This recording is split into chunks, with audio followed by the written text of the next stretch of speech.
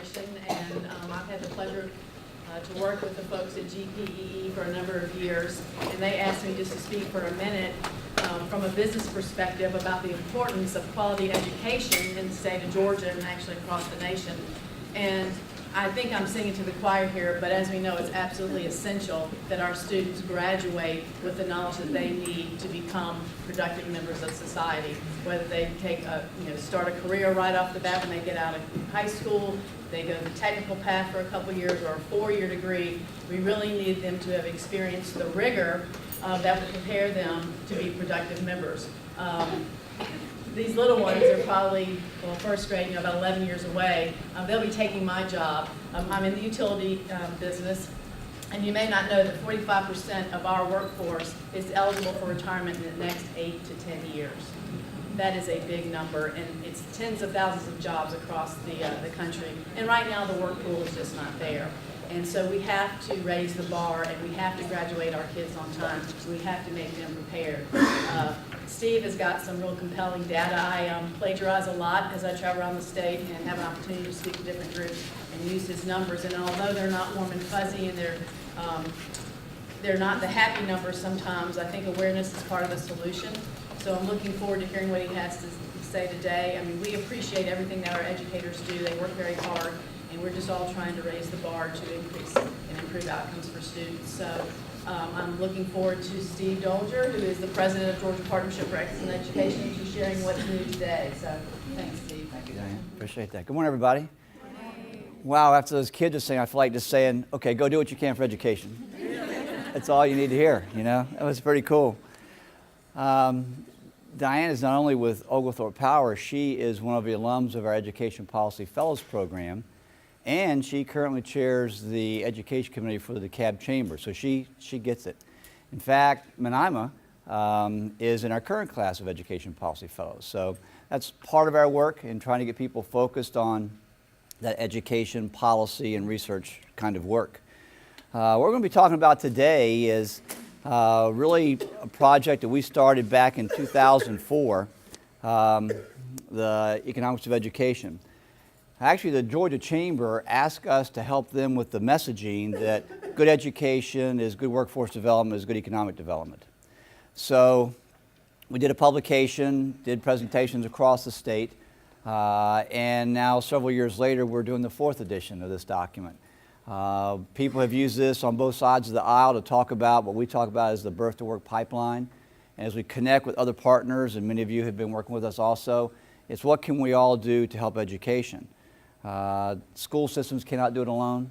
When we go into communities and work there, we bring everyone together. In fact, that's been an offshoot of this work.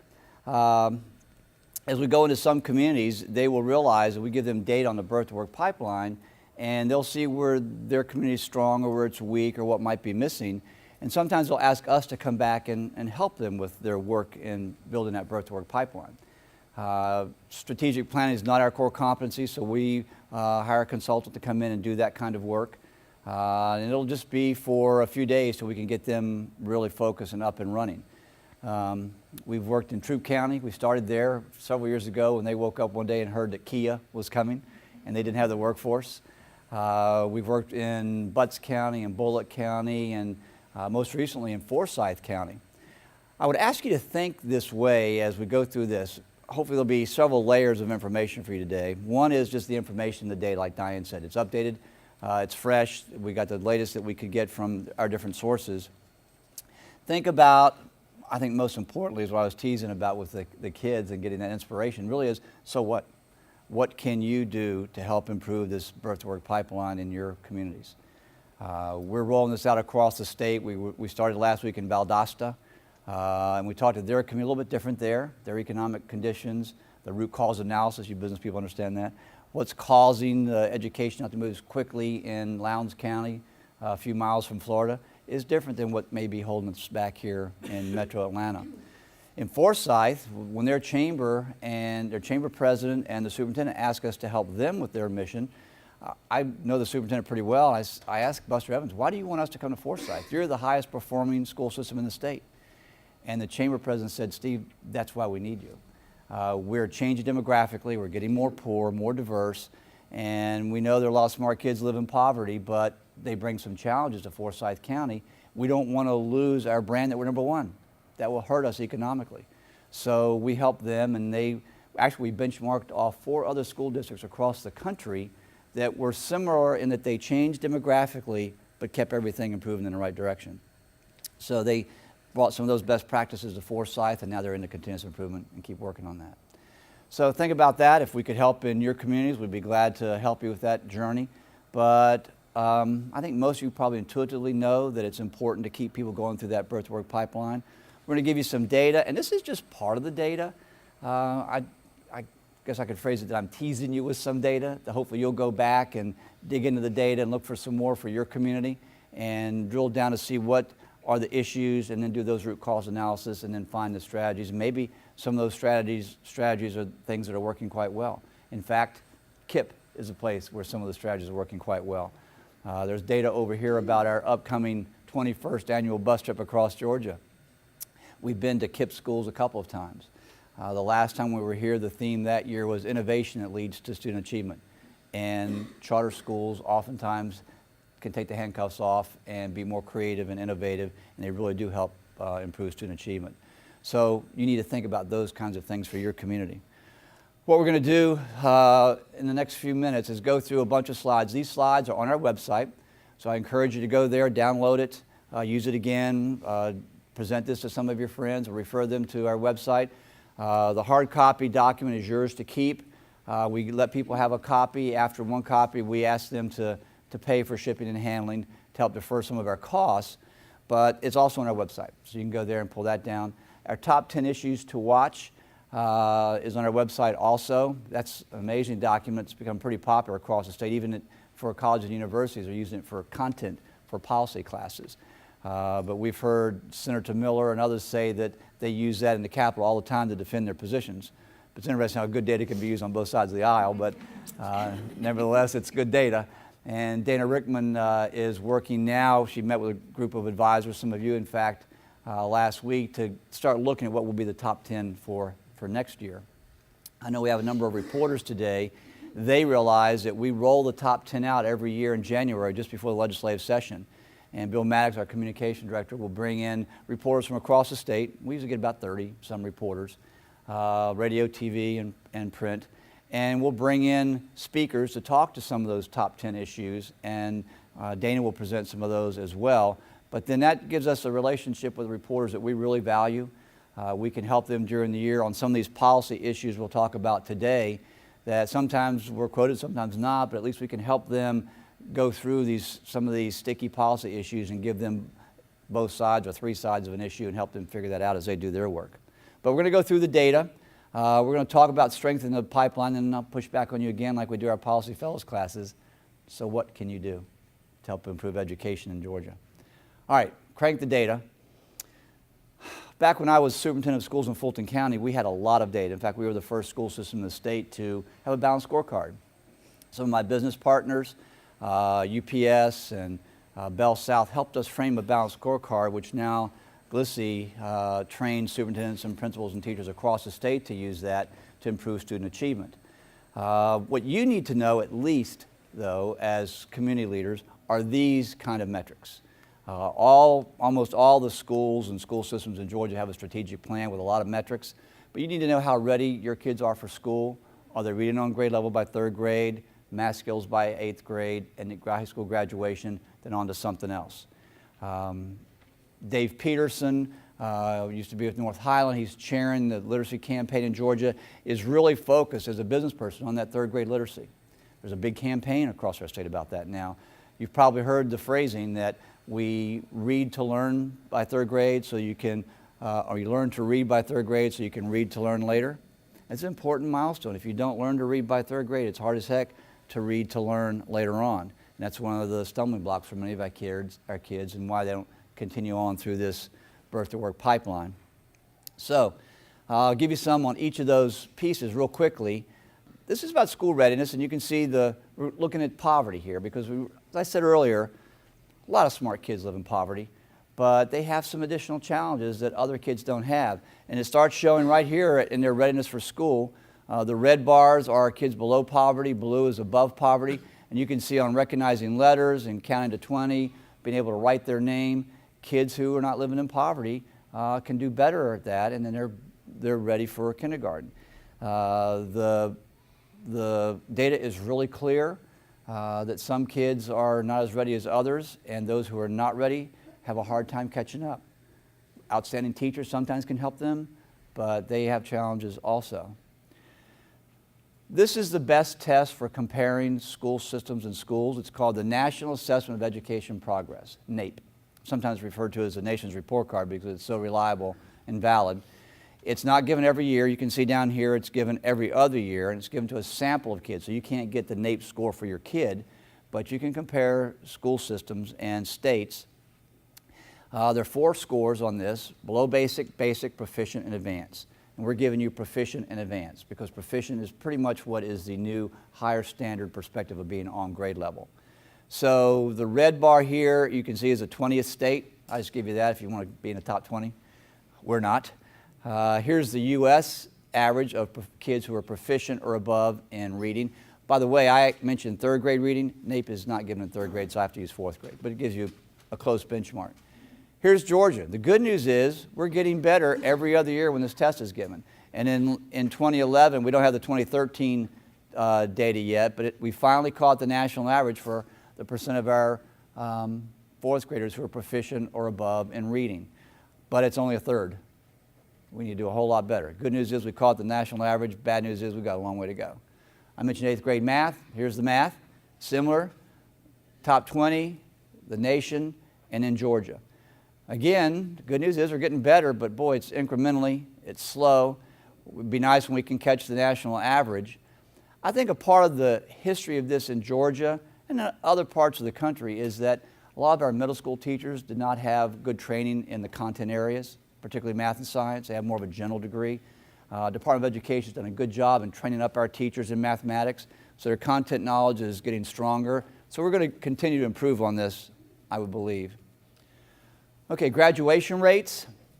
The asterisk here is because we know we changed the calculation method. So this is an approximation of what the graduation rates were in 09 and 10. This is hard data because every kid now has a number, and we can follow those kids through that pipeline. I give DeKalb County here, just to give one of the local school systems. We don't have their data back here when the calculation changed. Can't really explain why it went down a little bit here, but a lot of things going on, as we know, in DeKalb, and that could just be a blip on the screen. But the good news for our state is, again, every year we're getting better. But we still have a long ways to go compared to some of our national peers. But my friends at the technical college always tell me, Steve, talk about this number more. These are the number of kids who are not ready to come to work for you. 37,000 kids last year didn't graduate on time. Now, our state superintendent is supporting a move to go to a 5-year graduation metric, so we can look at how many kids graduate in 4 years on time or in 5 years. That's good because more kids do get through the pipeline. But this is comparing basically to other states around the country, and we're getting better, but still a lot of ground to cover. Remember this 37,000 number. I'll come back to that in a minute. Okay, so what's the impact of not having this high school graduation? You've probably seen this in a lot of journal articles and some research. Basically, in the middle here, the higher the education, the higher the income. And these are just averages, of course. It could be higher, it could be lower. But this is an interesting piece for me. The higher the education, the lower the unemployment. It becomes even more important, particularly when you start talking about the overall impact and we start tying dollar values to this, because these kids down here who drop out of high school, they may get a job, but it's usually more cyclical. They'll get a job, incur some debt, lose that job, can't pay that debt, and then issues start happening in their life. That's where you start increasing the social services and welfare services and, unfortunately, sometimes the imprisonment costs and so on. So basically speaking, things are better for people as they get that higher education. Well, let's take a look at Georgia. This is the high school graduation rates across our state. Red and pink, or mauve, whatever that's supposed to be. Those are lower than 60% graduation rates. The darker blue is better, higher than 85%. And you can see a lot of pink and red down here in South Georgia. What's the cause of that, do you think? Poverty. Yep. If you remember Doug Bechtel, unfortunately Doug passed away a couple months ago, but his research at Georgia, he used to talk about the two Georgias. And he'd draw an imaginary line across here and talk about the poverty in the South. When we were down in Valdosta, which is down here last week, they were talking a lot about persistent poverty. UGA has done a lot of study on persistent poverty, meaning 3 generations or more. And they even said, as we had some conversations like we will in a few minutes, the best strategy to break that cycle of poverty is a high school graduation. So that's, oh, by the way, Doug Bechtel, in his last couple of years of research, got more sophisticated and has 5 Georgias. So if you're into economic development, you may want to go on our website. I think it's our top 10 2 years ago had that, or you could go to his website. Get into rural incline, rural decline, a little more sophisticated analysis. High school graduation, let's look at unemployment. Again, the darker the red, the worse. Darker the blue, the better. And again, look at this. The persistent poverty. So we're in Metro Atlanta. We're up here. Generally, we're looking pretty good. The northwest corner, the Dalton area, was really bad during the recession, but the carpet industry has kind of reinvented themselves, and they're doing broader kinds of work, and they're really coming back fairly well from the recession overall. But still, even though we're in Metro Atlanta, a lot of our jobs and our reach is across the state. So I challenge you to think about what your business or your organization can do as you do your work across the state to help lift all of Georgia up. We can still do our work here in the metro area to get better. You can see that we have room to grow, but we need to help each other across the state. So, real fast, rolling it up, these are some of the impacts of not having that high school diploma. Lower lifetime earnings, so it's less purchasing in your businesses. If you're in a school system, it's less SPLOST dollars to renovate and build new schools. That's certainly a big impact. How many of your teenagers between 16 and 19 are out of school and out of work? State average is about 10.9%. I'll show you where you can get that data in a minute. How many of your teenage girls between 15 and 19 had their first baby or had their second baby? Schools can't take care of all this work themselves, but they need everyone to help them keep their kids in school. These are certainly issues that start driving kids out of school. Every 2 years, we go across the state with the Georgia School Board Association doing training sessions for anyone running for office. House, Senate, school board, mayors, anyone. And we'd always tell them that the kids that drop out of high school are less likely to come to vote for you or volunteer in the communities. Okay. So how do we strengthen this pipeline? Research is pretty clear. It falls out into these 3 buckets. Early life experiences, then K-12. The old saying, we teach all the kids to get off the bus, but some kids get off the bus a lot more prepared than others.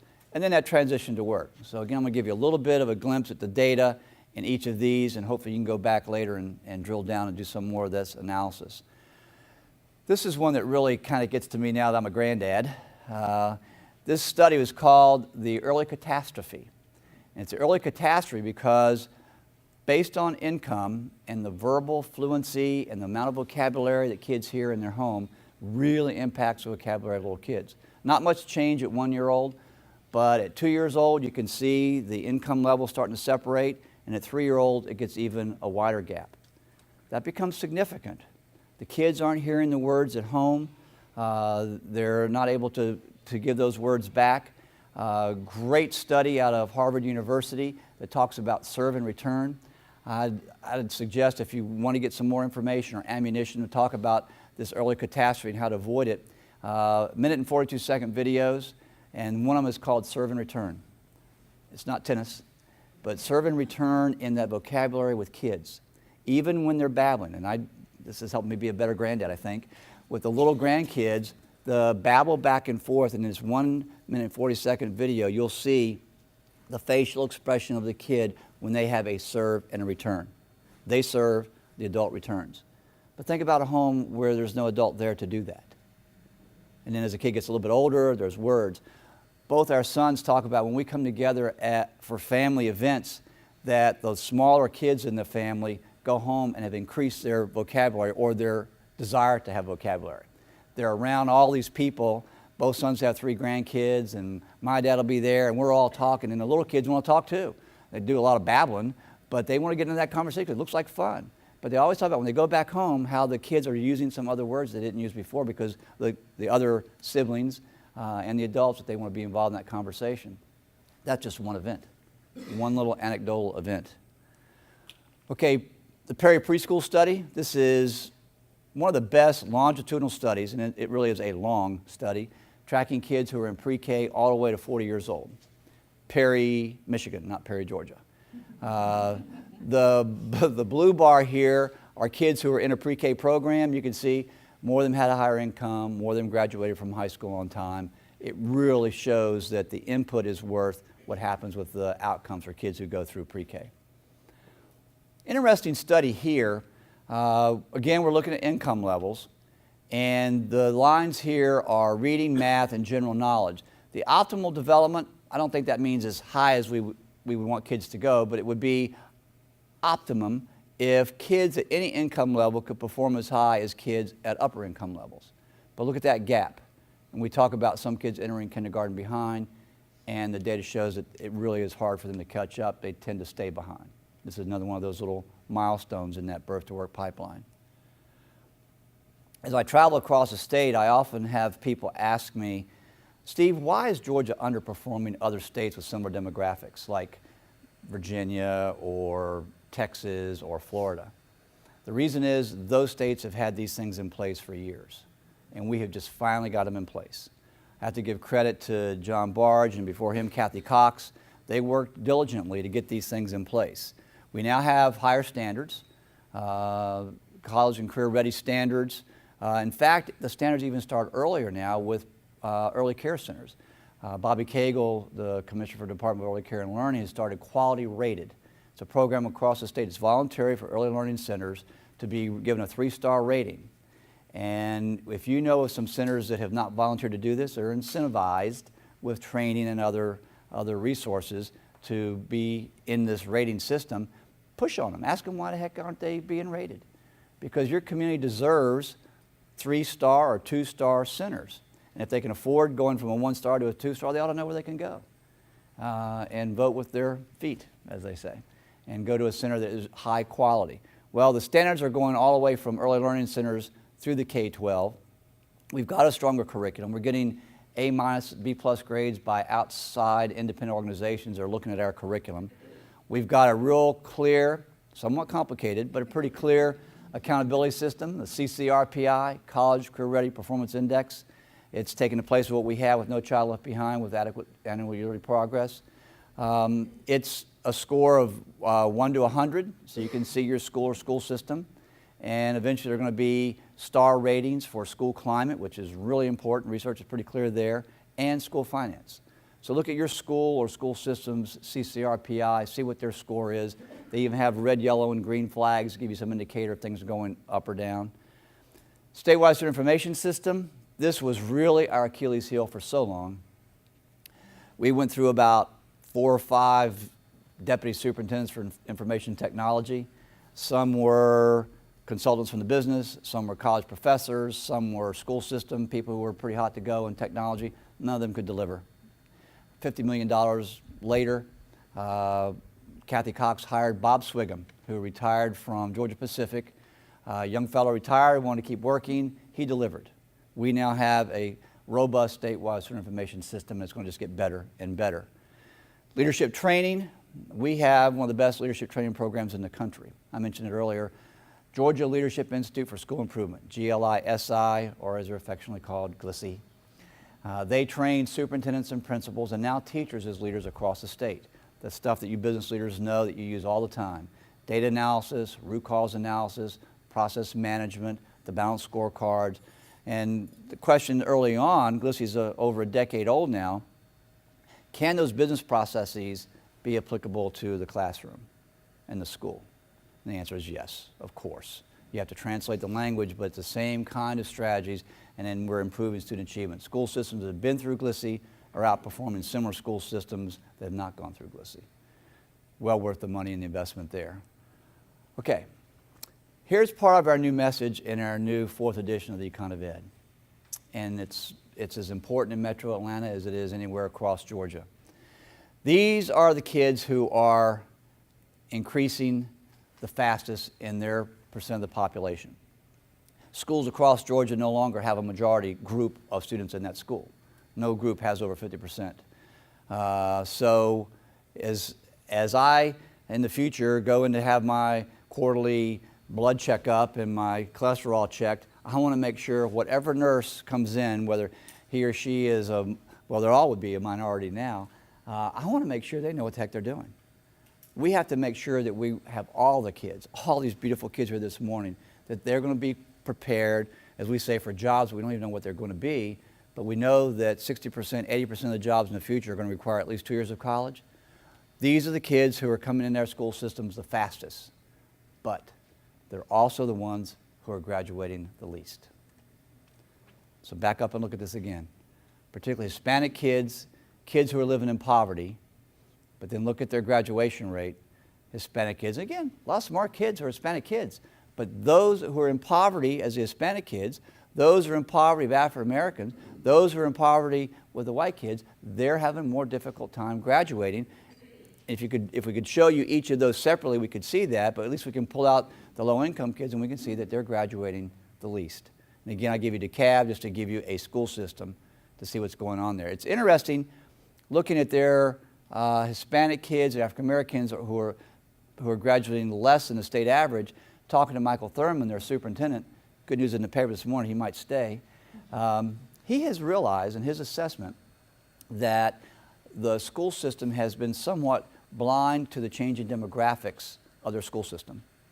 It's just kind of overcome them, which is kind of surprising, but that's his assessment. So he's going back now and working on strategies to help improve that. Yes? Sorry. So the first thing I think of when the Hispanic kids, what's going on with documentation and whatnot, because that's going to be a huge role in this. You know, get a kid through 12th grade, they can't do anything after that unless they have documentation. Right. So is that, and, I mean, it's political, but it's a reality. Well, she's talking about the documentation for Hispanic kids and other kids too.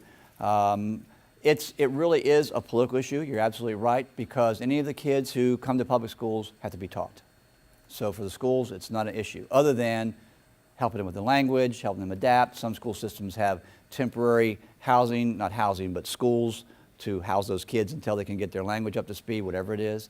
Other parts of the country could be Korean, Vietnamese. It's pretty much Hispanic in the Southeast now.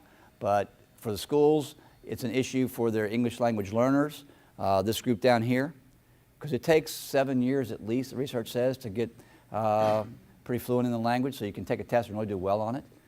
So that's where it gets reflected down here for the schools, but they take all the kids. Like that old saying, we teach all the kids to get off the bus. So here's a cohort study. This is 2008 data. I wish I could get it more recent, but the source only has it from 2008. And you can see here of 9th graders who start, 100 9th graders, 4 years later, 56 graduated. Now this is back in 08, and you saw that the graduation rate in Georgia now is 69%. So it's a prettier picture overall now, but not a heck of a lot prettier. So as they go through, you can see how many start college, how many retain, and then how many graduate. And this is using a 3-year graduation rate for technical colleges and a 6-year graduation rate for 4-year colleges. So we're losing a lot of kids, bottom line. As you probably have heard, Georgia is involved in Complete College America. We call it Complete College Georgia. The college and university systems are working to get more kids to stay through school. A big issue was that even though this number is going up here, the kids aren't necessarily better prepared for college. A lot of kids are having to have remediation their first year. That's why how many of them stay. If they have one course of remediation, they tend to have a difficult time graduating. If they have 2 or 3, they're likely not to graduate from college. So get them better prepared here, not just dragging a few more kids across the goal line, but have them better prepared for college, and they stay in college, and then they'll complete college.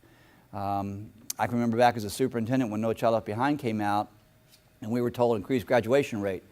And we were all kind of down the mouth saying, well, we've got kids who are mobile, kids who are in poverty, kids have to go to work, or they may have start a family. And it was like, well, tough, you got to increase graduation rate. So we got over that and tried to improve it. Well, I was at a meeting at the governor's mansion when he had the college university presidents in, and he's giving them the same charge.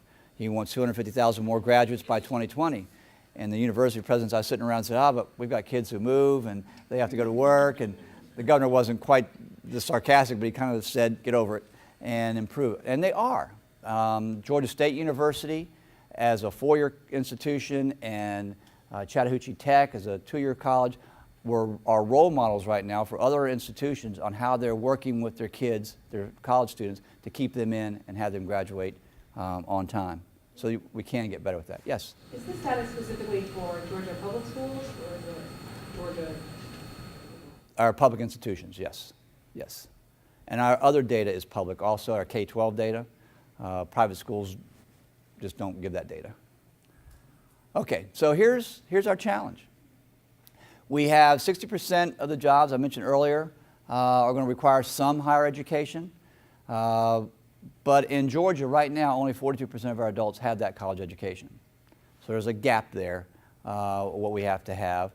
And the governor has asked for 250,000 more postgraduate degrees. That could be a technical college, it could be a certificate, it could be a four-year college, but that's still more people coming through the pipeline. Coming through the pipeline is not going to be the only answer, though. We're working with some other chambers, and Diane Hopkins, our vice president, we have a partnership with the Board of Regents, and we're giving small grants to local chambers, and some of them have seen that one of their best strategies is not just getting more people through the pipeline, it's going out and rounding up the people who have some college and encourage them to go back to school and finish. There are a lot of people, over 1.5 million in Georgia, who have some college but haven't finished. And remember that 37,000, so remember that number, the kids that didn't graduate last year? Well, if we could just say 30,000, and you can see here, you can round that number off and see the impact that would have on the economy in Georgia. And at this stage, in our recovery from the recession, all that would be good news. And this is where we are. If we continue to work with the strategies we have in place, we could probably get 43% of our adults with a diploma. Now, of course, a dirty little secret behind all this, that's not just the pipeline, that's importing a whole lot of folks like Steve Dollinger who came from outside Georgia with their degree. We are one of the highest importing states with people with college degrees. That's not bad, we'll keep doing that, but we've got to grow more out of our pipeline, grow more that we could bring in and have some college to increase that number. But to hit the governor's target, we really need to get to that 60%. But I'm telling you, here is our work. We have a need for increased labor force. We have the changing demographics. There are no majorities in our schools. We have the fastest growing populations are minority kids. But we have the increased standards, more rigor, and that's not bad. You know the three new R's, relevance, rigor, and relationships. Those are important pieces. So we need to have that robust curriculum. But are we going to let this end up being the perfect storm that's going to prohibit us from really accelerating Georgia and continue to come out of the recession and have these kids that you saw this morning ready for the workforce or for college by the time they get out of here in 12th grade? Or can we be really clever and make this a trifecta, that we can all work together? I was down yesterday in Savannah for the Atlanta Regional Commission's Regional Leadership Institute. And they do a survey of their classes every year, and almost every year, one of the number one things they say we got to work on is education and workforce development, then transportation and water. But part of the solution to that, they say one of our strengths in Georgia is our demographics. One of our weaknesses in Georgia is our demographics. And I kept thinking to myself, they don't even know this yet. They also say part of the solution is innovation and collaboration. So how can you be more innovative, but be more collaborative in your organizations, working with other organizations, that we can make sure that with the changes that are here, they're here, can this be a trifecta and we can really help improve? Okay, so what? What can you do about this? The next couple slides, I call them pasta graphs. They're going to be a line graph for every one of the counties in Metro Atlanta. And I'll give you several different little metrics that you can see, but just pick out one that you're concerned about, your county, and we'll see how they're doing, okay? Pasta salad. This is a birth rate. Remember I asked you how many of your teenagers have their first baby between 15 and 19? This is really kids count data. The Annie Casey Foundation every year publishes what they call Kids Count data. And in Georgia, the host for that data is the Georgia Family Connection Partnership. This is their website. You can go on there and find a lot of other community kinds of data, including some school system data. But the birth to work pipeline, you can look at low birth rates, low baby birth rates, which is a real issue at the beginning of the pipeline. But with teen birth rates, you want that number to be smaller. So you see, this is Fayette County that's down here.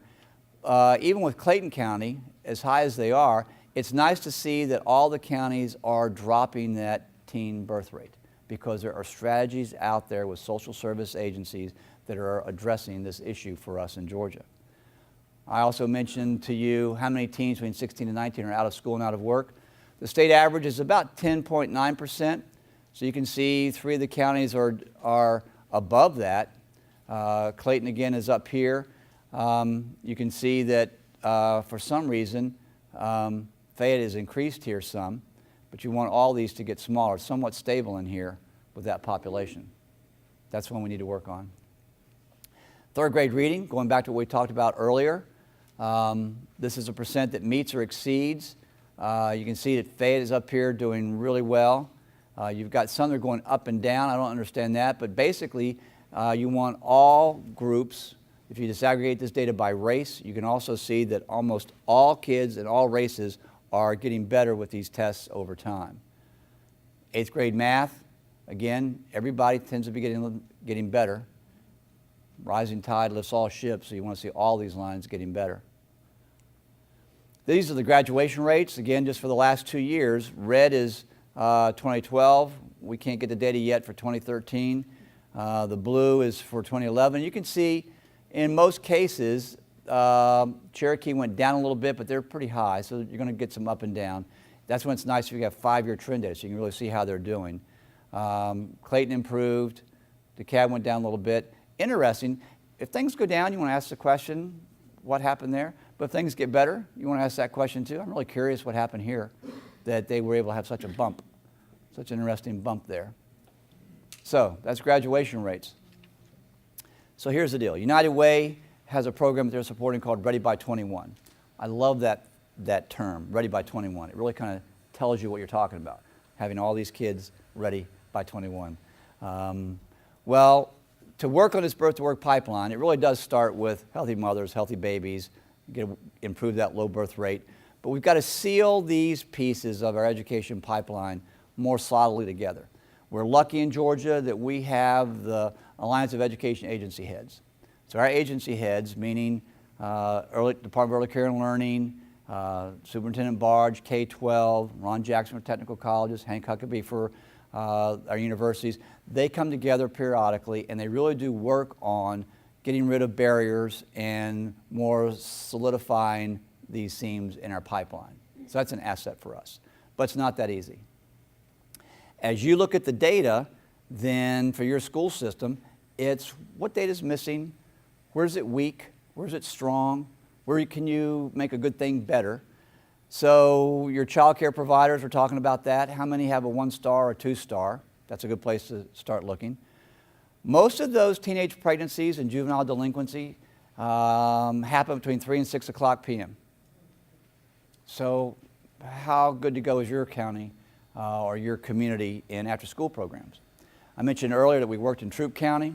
It was really cool. We worked with them. They had their little strategy, had about 4 or 5 strategies of what they wanted to do to improve. And one of the pieces that actually as a business community started supporting the investment, the return on investment for early care and learning, they realized they needed a new early care center. A guy retired from the National Football League, went back home to Troup County and said, I want to invest in my community. What can I do? Boom, they raised their hand. We know what we want. We've already done the research. We want an early care center. He said, okay, I'll build one. And he built one.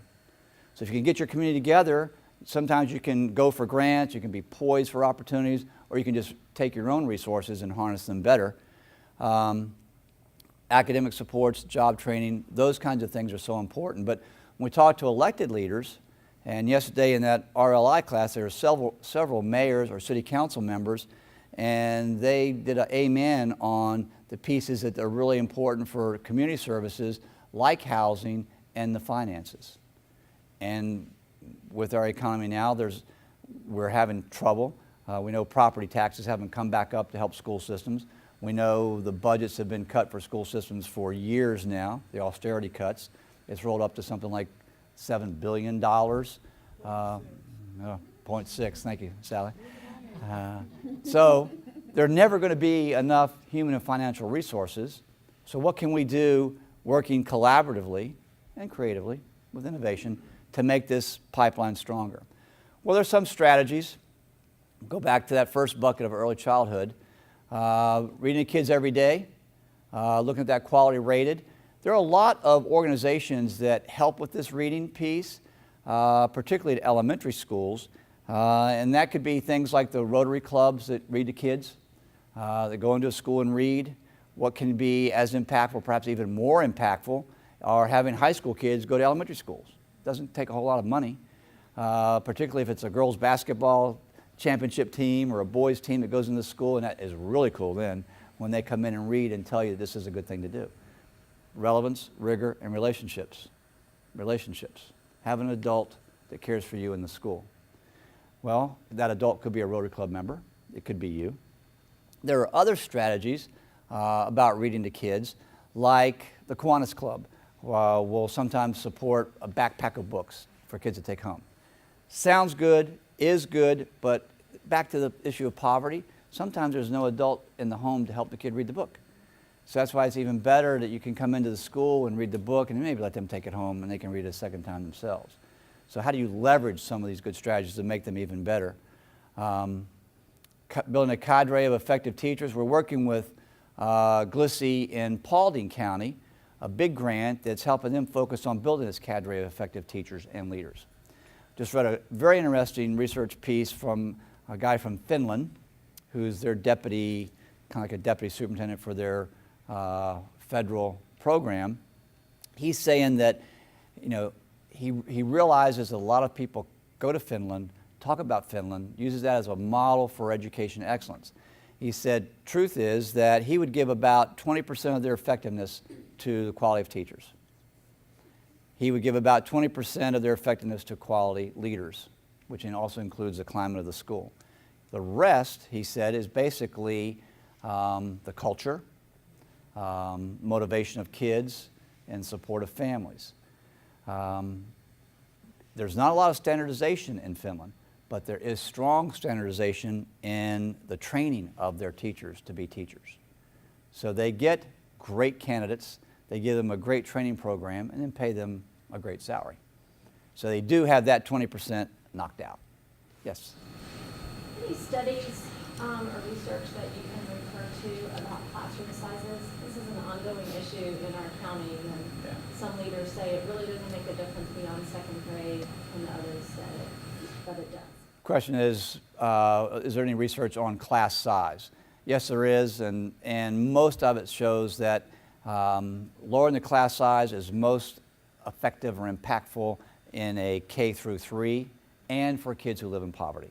Otherwise, if you talk to a teacher, they're going to say, yeah, I'll take 15 kids over 25 kids. Talking about grading papers and stuff like that. There is some evidence that in larger classes, kids may not be assigned as much writing exercises and things like that, but the research doesn't really show. But what gets really exciting is school systems like Fulton County or Decatur City that become charter systems, they can take the handcuffs off schools and say, okay, in your math department, you can decide, you get X number of teachers. You can do whatever you want to with them. You can have, like in some schools, if they're smaller high schools, it's hard for them to offer advanced placement courses. And if you get 10 kids who want Calculus BC, can you offer it for 8 or 10 kids, or you can't afford that? Well, the math department comes together, and sometimes you say, I'll take 35 in my algebra class so we can have this smaller class of AP. Let them decide. And it takes away the grousing, and it puts the focus where it ought to be on the teachers and making decisions there. So that helps that situation, but the research is only for the early grades. For post-secondary, internships and apprenticeships, we're also working, I mentioned the college excess grants and working with those school systems, trying to get more kids first time into college, first time attendees to college. But probably one of the most impactful but least expensive strategies are things like mentoring and coaching. For example, you've probably heard our bus trip has been a couple times to the Career Academy down in Noonan. It was started by Southwire. They want to get more employees that can build wire or whatever it is that they do. They renovated a warehouse, and kids can have some of their academic work, and they can work there, but they give them incentives. They give them a little salary. If they do better at school, their attendance is good, they get a little bump.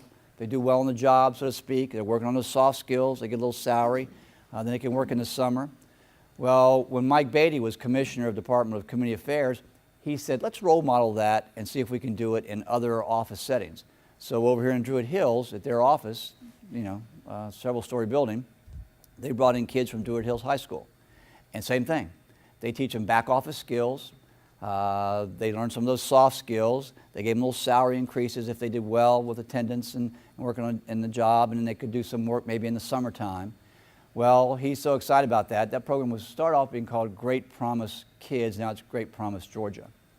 He has now retired as a commissioner and has now run the nonprofit that is running Great Promise Georgia. So it's there. It's not canned. It can be modified to different businesses, but think about how programs like that could be replicated across Georgia. Relevance, rigor, relationships, that these kids can see the importance of school. They get some other adults in their life, and perhaps you can keep them in school and get them to graduate on time. So there are things that can be effective that we just have to find out how to do those. Well, what I would like for you to do now is take a few minutes and think about these three questions. What's really working well in your community? What is a concern that you have? And then so what? What can you do about it?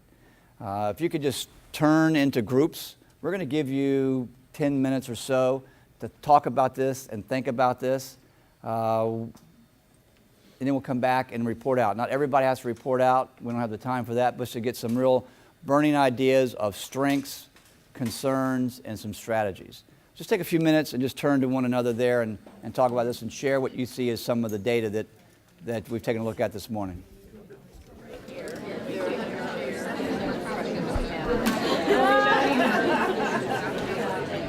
Now, how do we actually use it to have a more proactive and personalized education experience? Time out. It's great hearing the conversation. You know what's really great? Is you come to a group like this of some people you know and some people you don't know, but you all do what we ask you to do. It's kind of fun. All right, we only have a few minutes left, and you see on the agenda there's going to be a little bit of time between this session for you to run to the bathroom before you do a school tour, if you can do that. But if hearing those kids sing started tugging at your heartstrings, you ought to go in the classroom. All right. Like I said, we don't have to have everybody report out, but we just like to have a couple people say what they saw that was a real strength in their community, maybe something that might be a little bit of a surprise, or maybe a confirmation of what we talked about in the data. And then I'll ask just for a couple of concerns, but I'd really like to hear if you got down to that last piece about, so what? What can we do about this? Okay, any group want to just say what was a strength in their community? Anybody? Somebody have a good strength? Go ahead. The new longitudinal data, the ability that now that we have all this data, people are trying to figure out how can we use it, and there's been a lot more interest and effort in that area. And I think, in my opinion, the use of the data we've collected, that those milestones are going to show the greatest promise for us. I agree. The longitudinal data system has helped us already and has the opportunity to help us even more get better faster. Yes? We came up with the idea that creative ideas and programs are very effective. Things like the program that Southwire started, the Noonan Academy, the Academy in Noonan, and also recognizing programs that do mentoring, literacy programs. It doesn't take a lot. An hour of your time can change a child's life if you do it on a regular basis. So there are a lot of good creative programs, and we've got to capitalize on those. Well, and I think a lot of the answers for the challenges we have in the birth-to-work pipeline we can find right in Georgia. Well, that's one reason we do the bus trip. There are two reasons we do the bus trip. One is to pat these schools in the back that have done a good job, but it's also to highlight some of these best practices or promising practices that you can take back and replicate back in your communities. I'll never forget, we were down in South Georgia at this little poor, very, very diverse elementary school, and we got off the bus and we saw these men walking around in black t-shirts that said FBI. And I'm thinking, they're not FBI, but what's going on? Anybody remember what that was? Fathers being involved. And then we saw some older people with gray hair who had GBI, grandparents being involved. So people on the bus, some of them took it back to their counties, got their parents involved, and helped them with those strategies, and they really can be impactful. Okay, the concerns. What concerns do you have? Yes? So, one is the micromanaging and the top-down system, that you have all these great ideas, and there's a lot of data you talk about that shows what's working, but when you have a system that's stuck in a different era, and an administrative core at your central office that won't allow the implementation of those ideas, it hamstrings their principals and keeps the schools from being able to take what the data shows works and implement it. And then you won't be able to guess what school system I'm from, but school board governance. And we discussed it, this is really an emerging national issue. That there are people writing books now about the challenges facing public education as related to school boards. But I am in a system that pretty much from my perspective has been sort of destroyed by poor school board governance. Well, both of those, thank you. Both of those are really important issues. There's almost a tension there in the central office management. How do you supervise and maintain some control that you don't have X number of schools out there going nuts? But you also give them the freedom. So how do you supervise their independence to make sure they're independently doing the right things? So that, that takes some interesting leadership skills in a changing environment, which ties into the governance issue. How do school boards not micromanage, but supervise the superintendent in doing his or her work? And you're right, there's a lot of conversation out there. Listening to Robert Avosa, the superintendent of Fulton County, it's going to be really interesting to watch how they deal with this tension, as they are now the largest charter system in the state.